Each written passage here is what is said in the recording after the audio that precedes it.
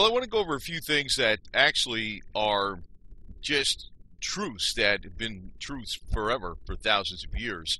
And we're all aware of people that, are buying silver because of the situation in the financial system, the corruption and the mistrust of what's going on in the banking system. But it goes beyond the financial system. It actually goes throughout society as a whole. And things that are going on today in the West are basically the same problems that faced the Roman Empire thousands of years ago, or many centuries ago. I want to give you a few quotes from Cicero, very intelligent Roman historian, and basically these truths are really what's going on today. Since intelligence, common to all of us, makes things known to us and formulates in our mind, honorable actions are ascribed to us by virtue, and dishonorable actions to vice. And this is, leaving out the religious element. There's always been, virtue and vice, what people understood that to be. And pretty much every society pretty much followed almost the same rules. And it says only a madman would conclude that these judgments are a matter of opinion and not fixed by nature. What he's talking about is, integrity, honor, dedication to duty, family commitments, those type of things. And it says over here, it goes on further, it says, a nation can't survive its fools, and even the ambitious who are just greedy, trying to grab as much as possible. But it cannot survive treason from within. Now look at what's going on, what has went on with the Clinton Foundation, but not just her, the entire FBI cover-up, the Bush family, all these politicians. They're all out to grab as much as possible, and they will deal with the enemy. An enemy at the gates is less formidable, and he's known and carries the banner openly, so you know what's going on. But a traitor moves amongst us within the gates freely, and basically it will destroy the country from within. That's more dangerous than an enemy at the gates on the outside. 6 mistakes mankind keeps making century after century. Believing that personal gain is made by crushing others. That seems to be the Wall Street mantra. Neglecting development and refinement of the mind. You can see that in the education system pretty much. Everybody passes, Attempting to compel others to believe and live as we do. And I find liberals and conservatives are guilty of this.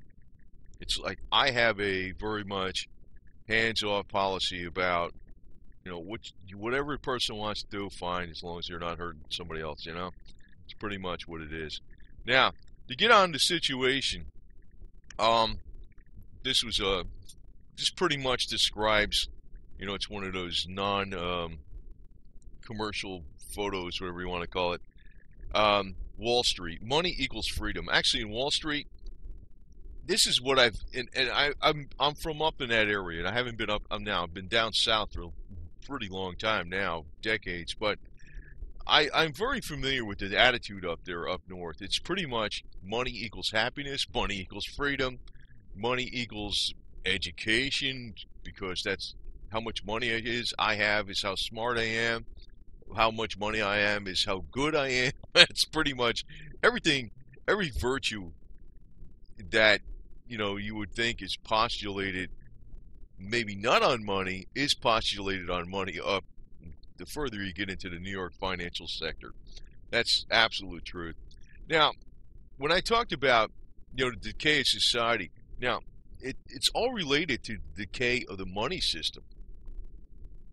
We had the debasement of the silver in our money in 1964, when it was a 90% silver coin. It became a silver-clad copper coin later on, due to the debasement of the money. But it's not just that. It's like everything is working together, coordinated, for a total downfall of society. In other words, say the money system was totally debased, but you had very hard-working people that are smart, industrious. You could rebuild society really quick. If people were, family dedicated, had, honor, commitment, integrity, dedication to duty, those type of things. Even if the whole dollar system collapsed, society would be rebuilt overnight because people have these, virtues, which Cicero talked about many years ago, right? Now, we've actually seen the debasement of virtue back in the 1960s. And it started with the baby boomer generation, but let's not just say it started with them as a normal thing that just happened like, a grassroots movement. It really happened from the top down. The baby boomer generation was corrupted by Hollywood entertainment, the media, and what was being told to them. Then they, in turn, produced Generation X and generate the millennial generation, who've actually gotten even worse than the baby boomer generation. Like, I'm not a fan of I'm a baby boomer, but I'm not a fan of that generation. But actually, the depictions of the baby boomer generation back in the 60s are probably not accurate. If you're looking at them today, if you didn't live during that time, it was far more conservative in general.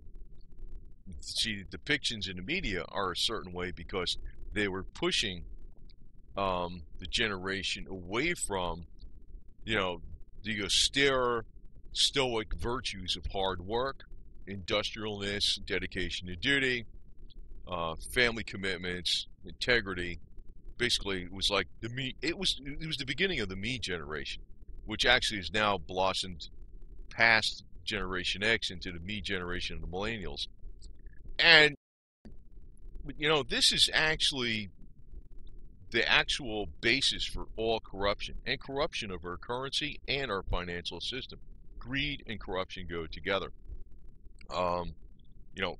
People stepping on each other's toes to get ahead, not working together, that type of thing. We also see in New York, and I also look at it, this was the Tower of Babel, which Dante ascribed to one of the vices of pride. Too much pride in, it's almost as building a god before God, when we put this Tower of Babel before God. And you know what happened to it? I think really what's going to happen in New York City, I think, is destined to be destroyed. And if I took a guess, an educated guess, and this is where I think it's going to be a cover story for, the financial collapse of the West. In other words, it'll be probably written down in history books. Well, the attack on New York City was what caused the financial collapse in the West. I think all this stuff is actually dovetailed together and coordinated together. But I think how New York City is going to get, it's a guess, I'm going to tell you this, but what I think is going to happen is a tsunami bomb. If you actually look at, I forgot what Russian general it was, he actually openly brags that, that was used against Japan in 2010. But that would be the most logical way to disrupt New York City, because you would not, all the buildings would still be intact. You just hit it with a 30-foot wave. You flood the subways, the communication systems, the tunnels. Create, it would take years to undo all that damage. And New York City would no longer be the financial capital of the world overnight. Plus, there's absolutely no way to defend against it. It's just a guess, but I think that's the method by which New York City is going to be brought down. And of course, if you, knock out communications, electric, by flooding underground facilities, there's going to be a lot of problems in that city. That's what I think is going to happen. But if you look at any, one thing I always had made an observation of is, if you go into any town, look for the largest buildings. And whatever those largest buildings are, whether it could be the city hall, in certain places it could be the city hall, in certain places it could be the banking industry or an insurance industry. Basically, that's the most corrupt rackets going. In smaller towns, it might be the municipal building, but that usually is an indication of what the most corrupt rackets are. Actually, corruption exists at every level. It's no doubt about it. But the only thing that's really holding up everything is still that there's a lot of people that are still, blue collar, work ethic type people. There's less of them than there used to be, but there's still a significant amount of them that are still out there. That's the only thing that's holding up anything right now.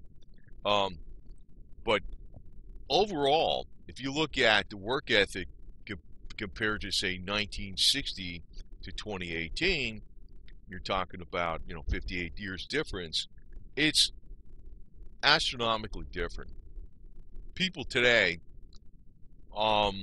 usually will not, there's some that do, but most people will not put in a lot of extra hours or do a lot of extra effort to put in hidden quality into a product or do extra things.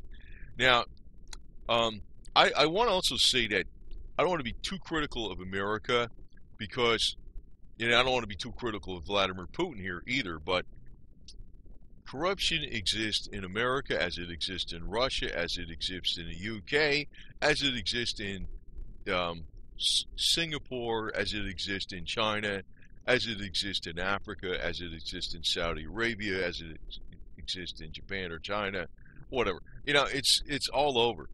And the more power to the government, the more likely it's going to be corrupt. That's exactly how it is. And that is why in our Constitution there was a division of powers. It was really the power of the purse was supposed to be, the money power was supposed to be put all in the hands of Congress. Now, what I think is coming up, I don't think Trump is like that bad, okay? But I'm going to tell you this.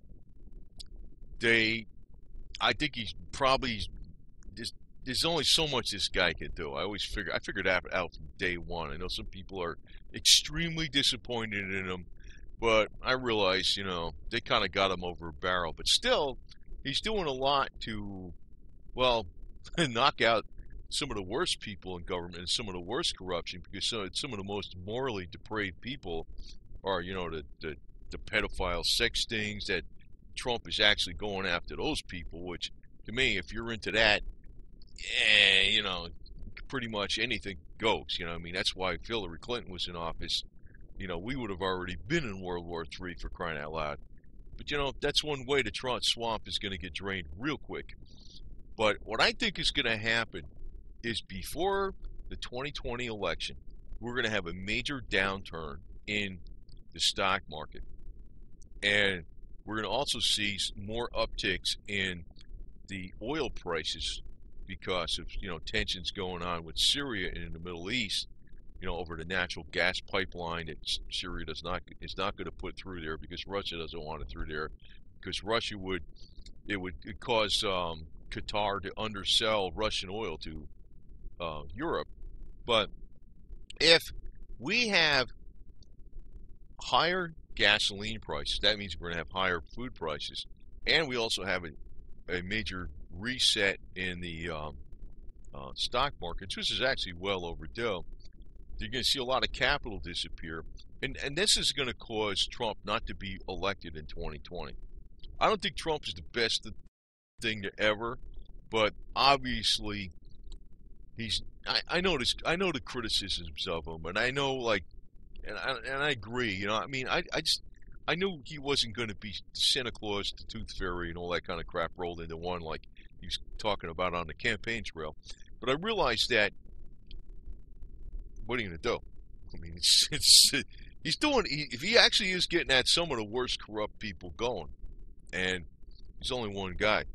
So, I don't know how many, I think most of the people in the FBI were all for Hillary Clinton, which tells me there's massive corruption in the government. Which, it's not just financial, it's like all across the board. And this is one of the problems you're going to see for economic recovery. People are not, they don't have that work ethic like they used to have. Now, if we look also, I want to say this about, I read this actually 5 times, which was The Decline and Fall of the Roman Empire by Edward Gibbons. In the 1800s, he was the authority on the Roman Empire. But he gives 5 main reasons why the Roman Empire fell. Now, this goes beyond the financial, but you could see that, and where I'm bringing this up is that the solution to actually bring the United States, make America great again, is not just even a monetary system or having sound money. It's a lot of stuff. But first, foremost, Edward Gibbons ascribed to the decline and fall of the Roman Empire, the rapid increase of divorce. And this guy was not a Christian per se. He was not a fan of Christianity. He just realized there's basic truths. The family unit is important. He wasn't some Bible-thumping, Bible-toting person going around. He was just an historian. He just realized in all societies you have the basis for, everything is the family itself. So the rapid increase of divorce with the undermining of the sanctity of the home, which is the basis of society. He gave that as a number one reason for the decline and fall of the Roman Empire. And you can see that's going on in the United States. Big time. Whereas, the husband becomes the government, right, for a single mother. Second, higher and higher taxes and spending of public money on bread and circuses. You can see this going on left and right in the government. The mad craze for pleasure. You can see this is going on left and right. Sports becoming every year more exciting and more brutal. Now, if you look back in the 1920s, a professional baseball player didn't make that much money. They didn't make millions of dollars. That's, it's been a long trend, but we're probably near the end of the wire. The building of gigantic armies to fight external enemies, when the most deadly enemy, the decadence of the people, lay within. That is absolutely true today. This is all coming from Edward Gibbons, a United Kingdom historian of the British Empire, of the Roman Empire, back in the 1800s. So you look at this, what he's saying, is this not true of the United States today? The decay of religion. Now, I'm not saying, being a Bible thumper, you have to be this or that, but basically, there's basically certain truisms. There's basically certain axioms and postulates that pretty much exist throughout humanity. Faith fading into mere form, losing touch with life, and becoming impotent to guide it. So, that goes along with corruption. Corruption is lack of integrity. Integrity is part, honesty is, an axiom of religion in many religions. So, the me generation is becoming one thing, probably worse, I think worse than the baby boomer generation, but, the baby boomer generation were the first beginnings of the me generation itself. We do not, I could see questioning authority when the authority's got no legitimate basis, or rules are unjust, but just questioning authority for the hell of it, that was one of the things that came out of the baby boomer generation. And that was the beginning of, I'd say from the early 1960s on was when you saw a real decay in America. And it's taken a long time, but we're at a point now where we're going to have major problems. And here's another axiom: a nation of sheep will soon have a government of wolves. Now, you can see this in New Jersey, God, with Phil Murphy. My God. And I'm not a fan of the Republican Rick Scott down here in Florida, or, the governors in a lot of states are garbage, and we pretty much have a nation of sheep today because most people are just focused in on what kind of money we're going to have. Now, I'm going to say this, as an investment, and this will be pretty much an axiom, and I'm not going to know an exact low point where it's going to happen. But if you see the markets come down drastically, I invested in Palladium as much as silver, right? Or almost as much. And Palladium's done very well. I expect Palladium to probably take a major hit if the markets come down drastically, but they'll bounce back, and I think we're going to have more and more tensions with Russia. And since Russia has over 40% of the world's supply of palladium, that's going to go up.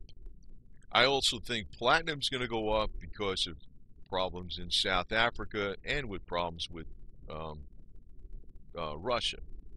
Silver is going to go up after oil takes a skyrocket off the freaking charts. but not until that time. And it's not going to happen until there's a major conflict in the Middle East.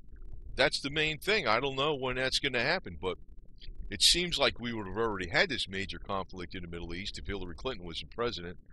But, probably would have had a major conflict with Russia, too.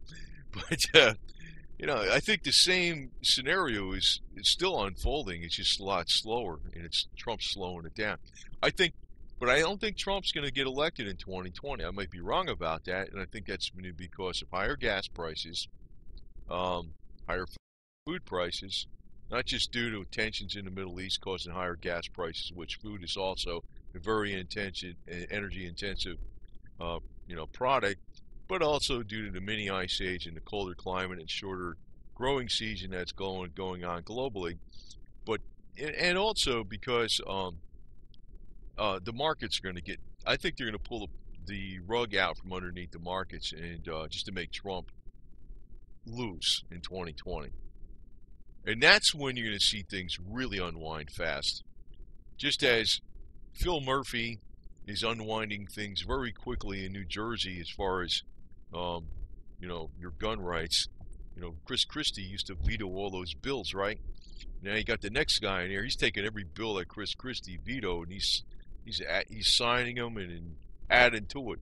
You're going to see everything that Trump did get undone in 3 months' time in 2021. So, one of the things actually when we look at in the past, what really worked was, I always like mentioning this. I actually have a pretty strong Southern emphasis on my channel with Confederates and all this. This was in 1917 in Washington, D.C.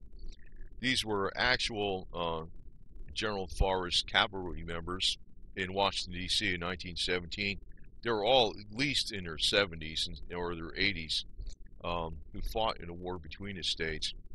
But if you look at the actual principles from what that war was about, it was really over the right to self-government, and not just the right to states' rights, but the right to self-government, and also putting limits on federal spending and putting the brakes on crony capitalism, who were reimbursed from the federal treasuries, which was going on with the railroads up north and the canal building up north that was benefiting the northern manufacturers with southern money.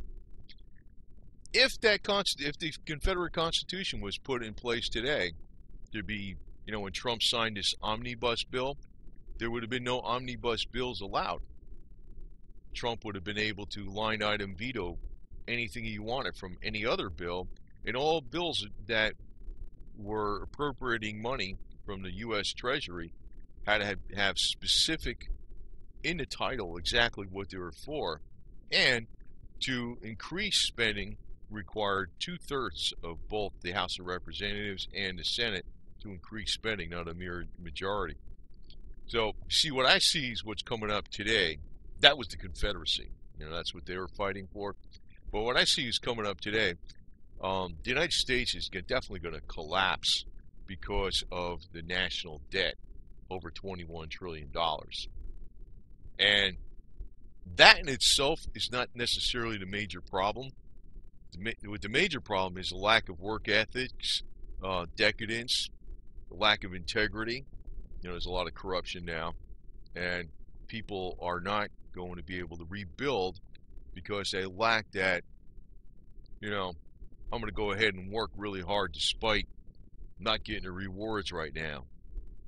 People did that way back when, but they're not going to do it today.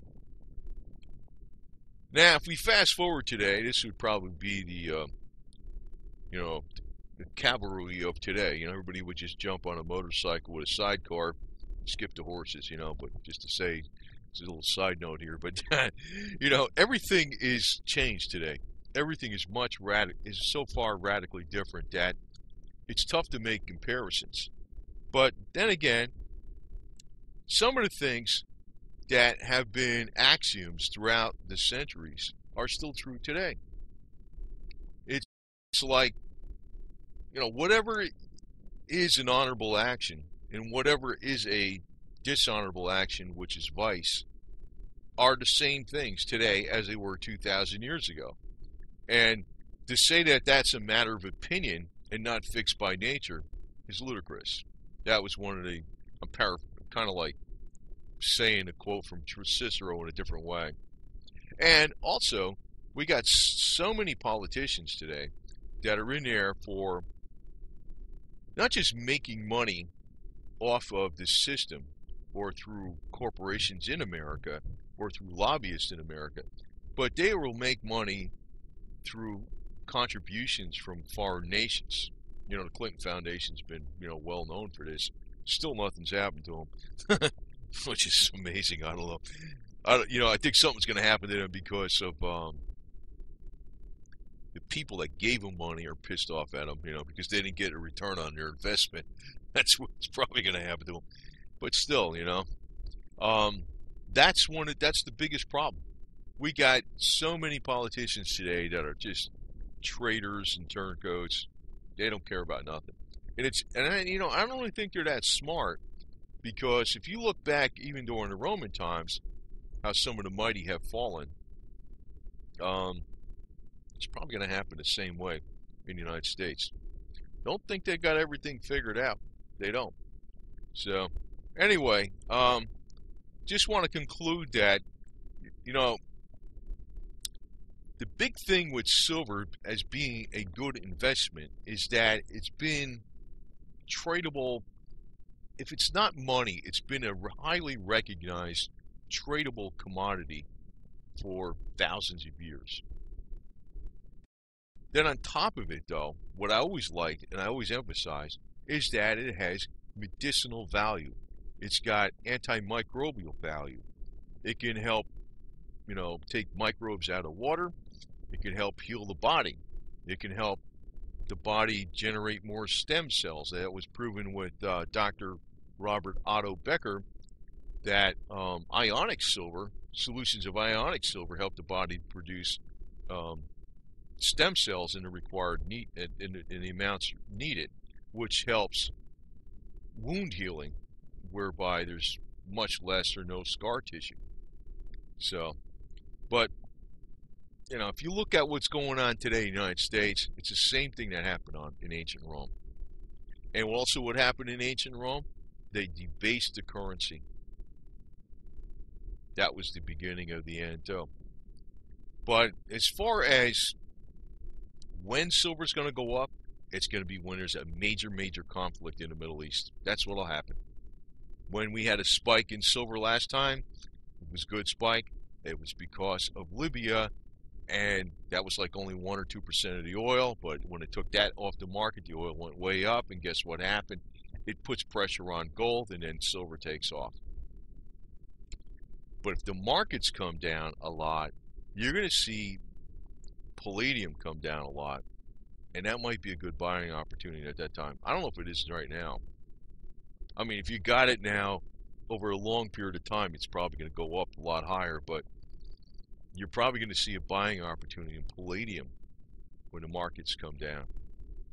I don't know if silver's going to come down that much when the markets come down, because it's linked to gold, and usually there's an inverse relationship between gold and the markets. And when the markets are crashing down really bad to remove Trump from office in 2020, I think that's where you're going to see gold go up quite a bit. So anyway, over and out. Food for thought. But the most important thing is stay working hard. Your best investment is your own fortitude, discipline, and work ethic beyond anything.